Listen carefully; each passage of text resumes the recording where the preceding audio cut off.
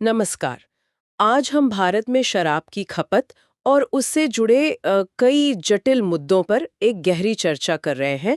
हमारे पास जो शोध है वो इस पर रोशनी डालता है। जी। ये एक ऐसा मुद्दा है जो आप देखें तो स्वास्थ्य, समाज, अर्थव्यवस्था सबको कहीं न कहीं छूता है। हुँ, और एक चौंकाने वाली बात सामने आती है कि शराब की कोई सुरक्षित सीमा है ही नहीं, 0 मिलीलीटर। बिल्कुल। फिर भी भारत में करीब 23% पुरुष और 1% महिलाएं इसका सेवन करती हैं। हुँ, और यहाँ जो भारी मात्रा में पीने की दर है वो दुनिया में सबसे ज्यादा में से है। हाँ, तो आज हम समझने की कोशिश करेंगे कि इसके पीछे क्या कारण है और हाँ, क्या समाधान हो सकते हैं। चलिए इस पर विस्तार से बात करते हैं। हाँ और उसमें ना एक बुनियादी खींचतान साफ दिखती है। एक तरफ तो शराब से होने वाले भारी स्वास्थ्य और सामाजिक नुकसान है, जिसका अनुमानित सामाजिक लागत जैसा आपने कहा 6.24 ट्रिलियन तक है। बहुत बड़ी रकम है ये। बहुत ज्यादा। और दूसरी तरफ है राज्यों के लिए राजस्व का सवाल और समाज में इसकी जो गहरी पैठ है वो। हाँ। और स्थिति और भी पेचीदा इसलिए हो जाती है हम्म। क्योंकि नीतियाँ हर राज्य में हम्म। मतलब बहुत अलग हैं और ये जो व्यावसायिक हित हैं, उनका भी बहुत बड़ा रोल है। हाँ, आंकड़े तो वाकई चिंताजनक तस्वीर दिखाते हैं। NFHS 5 के अनुसार, जैसे मैंने कहा, 23% पुरुष और 1% महिलाएं शराब पीते हैं। हुँ। और पिछले 2 दशकों में प्रति व्यक्ति खपत में लगभग 240% की वृद्धि हुई है। 240%। हाँ, और ये आंकड़े भी शायद पूरी सच्चाई न दिखाए, क्योंकि माना जाता है कि लगभग आधी खपत तो रिकॉर्ड ही नहीं होती। सही बात है, मतलब असल असर शायद और भी ज़्यादा हो। बिल्कुल। और 2021 में शराब के कारण लगभग 26 लाख डेलीज यानी विकलांगता समायोजित जीवन वर्ष का नुकसान हुआ। डेलीज़। हाँ, ये समझना जरूरी है। इसका मतलब है समय से पहले मौत और बीमारी या विकलांगता के साथ जिए गए वर्षों का मिला जुला असर। ये सिर्फ आंकड़े नहीं हैं, ये लोगों की जिंदगियों पर पड़ने वाले वास्तविक असर की कहानी है। चोटें हैं, मानसिक बीमारियां हैं, कैंसर जैसे गैर संचारी रोग हैं और साथ ही अपराध, आत्महत्या, जोखिम भरा व्यवहार, ये सब जुड़ा हुआ है। हम्म। और एक महत्वपूर्ण बात जो आपने भी कही कि सुरक्षित पीने की धारणा अक्सर गलत होती है। शोध साफ कहता है कि 0 ही सुरक्षित सीमा है। हम्म। तो फिर लोग पीते क्यों हैं? इसके पीछे क्या वजह है? देखिए, कई कारण हैं। कुछ जैविक हो सकते हैं, जैसे किसी में आनुवंशिक प्रवृत्ति हो। अच्छा। कुछ मनोवैज्ञानिक हैं, जैसे तनाव कम करने के लिए पीना। हम्म, लेकिन सामाजिक कारण भी बहुत अहम है, जैसे शहरी जीवन शैली, हम्म। दोस्तों का दबाव। हाँ, पीयर प्रेशर जिसे कहते हैं। बिल्कुल।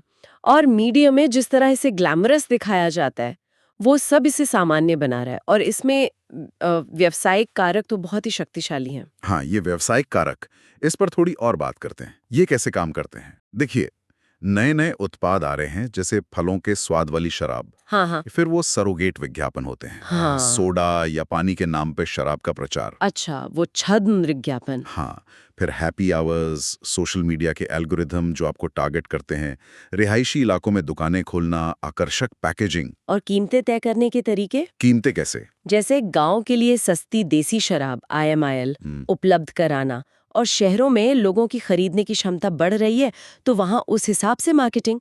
ये सब मिलकर खपत को बढ़ा रहे हैं। हम्म। और ये रणनीतियां इसलिए कामयाब होती हैं क्योंकि ये शराब को एकदम सामान्य और लुभावना बना देती हैं, खासकर युवाओं के लिए। युवाओं पर तो खास असर होता होगा। बिल्कुल। एक आंकड़ा है कि पिछले 2 दशकों में मीडिया में शराब का चित्रण लगभग दोगुना हो गया है। 2 गुना। हाँ, ये दिखाता है कि कैसे व्यावसायिक ताकतें कई बार कानूनी रोक के बावजूद भी सामाजिक चलन को बदल रही हैं। इसमें सोशल सरोगेसी का भी जिक्र है। सोशल सरोगेसी ये क्या है?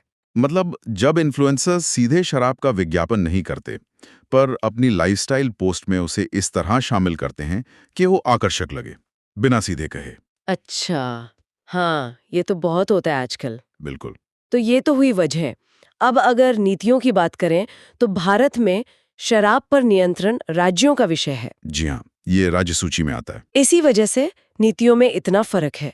बिहार जैसे राज्य में पूरी पाबंदी है, तो केरल ताड़ी को प्राकृतिक पेय बताकर बढ़ावा दे रहा है। आंध्र प्रदेश सस्ती शराब लाने की सोच रहा था। हाँ, और कुछ राज्य तो ऑनलाइन डिलीवरी पे भी विचार कर रहे हैं। तो मतलब एक राष्ट्रीय स्तर की एक जैसी नीति की कमी साफ दिखती है। बिल्कुल। और इसमें उद्योग का नीति निर्माण पर असर भी एक अहम पहलू है।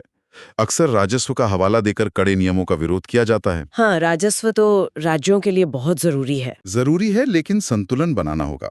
राष्ट्रीय स्तर पर देखें तो कई नीतियां हैं, जैसे 2014 का राष्ट्रीय मानसिक स्वास्थ्य कार्यक्रम, 2017 की राष्ट्रीय स्वास्थ्य नीति, 2022 की नशा मुक्त भारत अभियान रणनीति। इन सब ने शराब के खतरों को माना है और एक राष्ट्रीय नीति की जरूरत भी बताई है। तो फिर कमी कहाँ रह जाती है? कोशिशें बिखरी हुई लगती हैं। अलग अलग मंत्रालय हैं, सामाजिक न्याय, गृह, वित्त, स्वास्थ्य, इनके बीच बेहतर तालमेल की जरूरत है। और कहीं ना कहीं वो जो आर्थिक हित हैं, वो जन स्वास्थ्य के लक्ष्यों पर भारी पड़ जाते हैं। तो आगे का रास्ता क्या हो सकता है? ये जो शोध है, क्या वो कोई समाधान सुझाता है? हाँ, स्रोत एक काफी विस्तृत रणनीति सुझाता है, जिसे उन्होंने संक्षेप में 7 A's कहा है। 7 A's? अच्छा, वो क्या है? पहला है अफोर्डेबिलिटी, यानी सामर्थ्य। कीमतें ऐसी हों कि ज्यादा पीना मुश्किल हो जाए, मतलब टैक्स बढ़ाना एक तरीका हो सकता है। ठीक है। दूसरा, एलोकेशन, यानी आवंटन। शराब पर जो टैक्स लगे, उसका पैसा सीधे स्वास्थ्य सेवाओं पर खर्च हो, सिर्फ सरकारी खजाने में ना जाए। हाँ, ये अच्छा पॉइंट है। पारदर्शिता बढ़ेगी। बिल्कुल। तीसरा, एक्सेसिबिलिटी, यानी पहुंच। शराब की उपलब्धता सीमित की जाए। दुकानों के लाइसेंस, खुलने का समय, जगह, इन सब पर नियंत्रण। चौथा, एडवर्टाइजमेंट, यानी विज्ञापन। इस पर सख्त लगाम लगे, खासकर डिजिटल और इन्फ्लुएंसर मार्केटिंग पर। हाँ, वो सोशल सरोगेसी वाली बात। वही। पांचवा है अट्रैक्टिवनेस, यानी आकर्षण। सादी पैकेजिंग हो, बड़ी बड़ी स्वास्थ्य चेतावनियां हों, जैसे तंबाकू उत्पादों पर होती हैं। छठा, अवेयरनेस, यानी जागरूकता। लोगों को स्वास्थ्य जोखिमों के बारे में सही जानकारी दी जाए, स्कूलों में, समुदायों में। और सातवां है आर्टिफिशियल इंटेलिजेंस, यानी AI। इसका इस्तेमाल ऑनलाइन कंटेंट को मॉडरेट करने में किया जा सकता है, ताकि युवाओं तक शराब का प्रचार सीमित हो। वाह, ये तो काफी व्यापक रणनीति लगती है। 7 A's। हाँ, इसमें कई बिंदु बहुत अहम हैं, जैसे वो आवंटन वाला, कि टैक्स का पैसा स्वास्थ्य पर लगे, और आज के डिजिटल दौर में विज्ञापन पर नियंत्रण, जिसमें वो सोशल सरोगेसी भी शामिल है, वो बेहद जरूरी है। सादी पैकेजिंग और चेतावनी लेबल भी असरदार हो सकते हैं। तो कुल मिलाकर बात यह है कि भारत में शराब की समस्या एक बहुआयामी पहेली है। इसमें सामाजिक, व्यावसायिक और नीतिगत कई सारे कारक उलझे हुए हैं। बिल्कुल। और समाधान के लिए सिर्फ राज्यों के अलग-अलग प्रयासों से शायद बात नहीं बनेगी।